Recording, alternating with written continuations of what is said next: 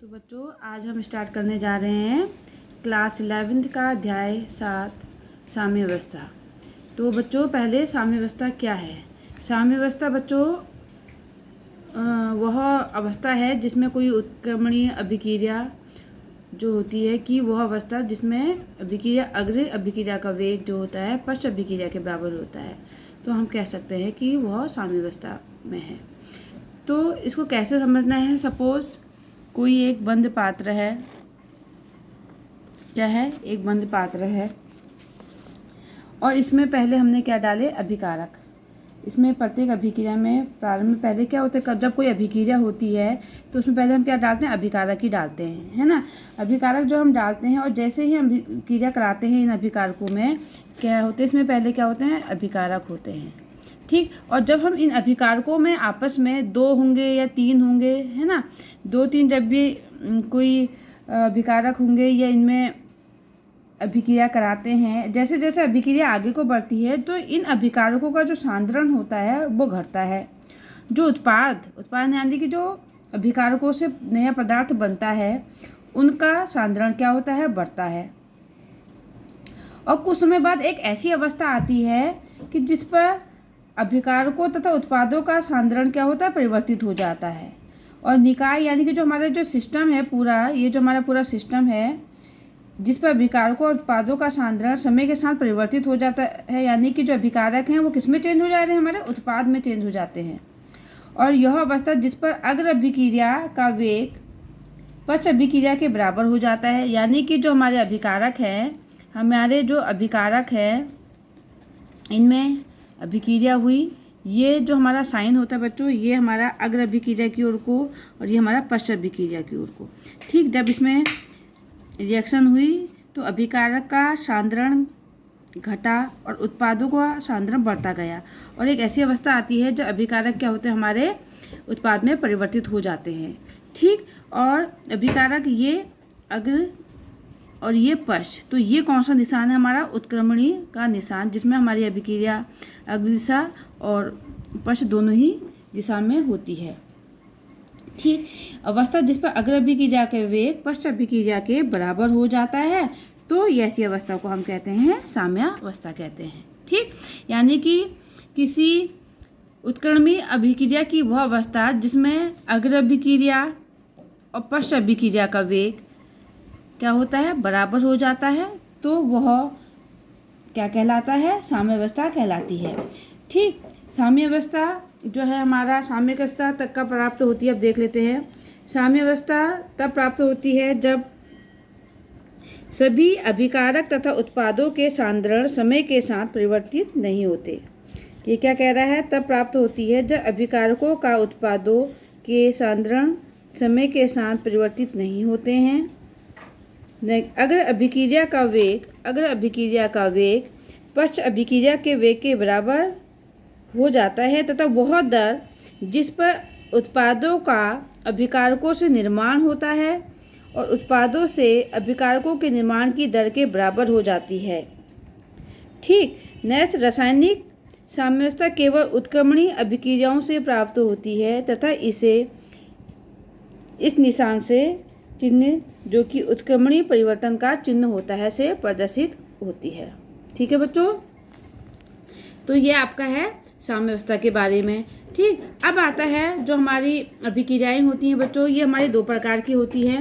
एक होती है हमारी उत्क्रमणीय अभिक्रियाएं, दूसरी होती है हमारी अनुत्क्रमणीय अभिक्रिया। उत्क्रमणीय अभिक्रियाएं क्या होती हैं बच्चों, पहले इनका डेफिनेशन देख लेते हैं, बहुत ही इंपॉर्टेंट है।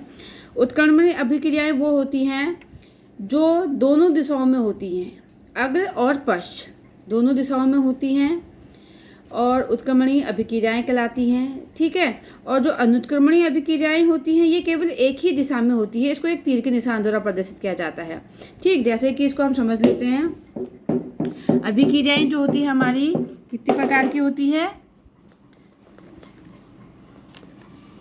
अभिक्रियाएं हमारी जो है 2 प्रकार की होती है। एक होती है हमारी उत्क्रमणीय, दूसरी होती है हमारी अनुत्क्रमणीय होती है, ठीक है। उत्क्रमणीय अभिक्रिया जो अग्र तथा पश्च दोनों डायरेक्शन में हो सकती है और जो अनुत्क्रमणीय अभिक्रिया होती है ये केवल एक ही डायरेक्शन में होती है। ठीक, वो अभिक्रियाएं जो अग्र या इस साइन को अग्र और इस साइन को हम पश्च, ये कौन से साइन हो गया, उत्क्रमणीय चिन्ह होता है बच्चों। ठीक है, जैसे कि इसमें एग्जांपल हम देख लेते हैं, जैसे कि PCl5।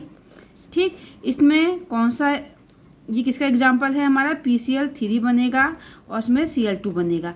PCl5 जब अग्र की ओर को बढ़ता है तो PCl3 बनता है और प्लस Cl2 बनता है। जब PCl3 और Cl2 पश्च अभिक्रिया के वेग को बढ़ता है तो PCl5 बनता है। ये किसका एग्जाम्पल हो गया, हमारा उत्क्रमणी का। एक एग्जाम्पल और देख लेते हैं, 2HI। ठीक, इसमें भी देखो I2, इसमें भी क्या है, ये अग्र की ओर को बढ़ता है तो H2 और I2 बनता है। तो H2 और I2 पश्च की ओर को बढ़ता है तो 2HI बनाता है। ठीक, यानी कि उत्क्रमणीय अभिक्रियाएं वो अभिक्रियाएं हैं जो अग्र तथा पश्च दोनों दिशाओं में संपन्न होती हैं, उत्क्रमणीय अभिक्रियाएं कहलाती हैं। ठीक, अनुत्क्रमणीय अभिक्रियाएं क्या होती है, वे अभिक्रियाएं जो केवल एक ही दिशा में होती हैं, अनुत्क्रमणीय अभिक्रियाएं कहलाती हैं।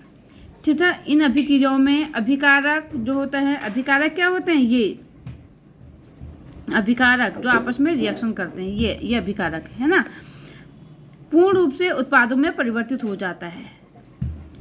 और इन अभिक्रियाओं के उत्पादों को किसी भी अनुपात में अथवा किसी भी अवस्था में मिलाकर पुनः अभिक्रिया प्राप्त नहीं की जा सकती है, अनुत्क्रमणीय अभिक्रियाएं कहलाती हैं। जैसे कि इसका एग्जाम्पल देख लेते हैं, 2KLO3, 2KClO3। ठीक है, तो अब इसमें देखिए बच्चों, ये क्या बनाएगा हमारा 2KCl + 3O2। ठीक, ये क्या बनाया इसने 2KClO3 एरो, ये किसका निशान हो गया, हमारा अनुत्क्रमणीय अभिक्रिया का निशान हो गया। ठीक है, पोटेशियम क्लोराइड का जो होता है, ये इसका नाम क्या है, पोटेशियम क्लोरेट। पोटेशियम क्लोरेट किस में चेंज हो गया, हमारा पोटेशियम क्लोराइड में चेंज हो गया। ठीक, यानी कि 2KClO3 में जब उत्क्रमणीय अभिक्रिया दिखा रहे हैं तो ये किस में चेंज हो गया, 2KCl पोटेशियम क्लोराइड में हो गया और इसमें ऑक्सीजन निकलती है। ठीक, लेकिन अब ये जो हमारा प्रोडक्ट है, उत्पाद, ये अब दोबारा पोटेशियम क्लोराइड में चेंज नहीं हो सकता, जबकि उत्क्रमणीय अभिक्रियाओं में ये जो हमारा प्रोडक्ट है दोबारा हमारा 2HI बना सकता है। ये दोनों दिशाओं में होती है, ये केवल अग्र दिशा एक ही दिशा में होती, संपन्न होती है। ठीक, तो ये थी हमारी उत्क्रमणीय और अनुत्क्रमणीय अभिक्रियाएं और इनके एग्जाम्पल। अब आता है इनमें अंतर बच्चों, वो भी बड़ा इंपॉर्टेंट पॉइंट है। तो इसमें देख लीजिए, अंतर देख लीजिए, ये केवल एक दिशा में होती है, जो हमारी उत्क्रमणीय अभिक्रियाएं हैं ये केवल एक दिशा में होती हैं, और जो हमारी अनुत्क्रमणीय अभिक्रियाएं हैं ये दोनों दिशाओं में होती हैं।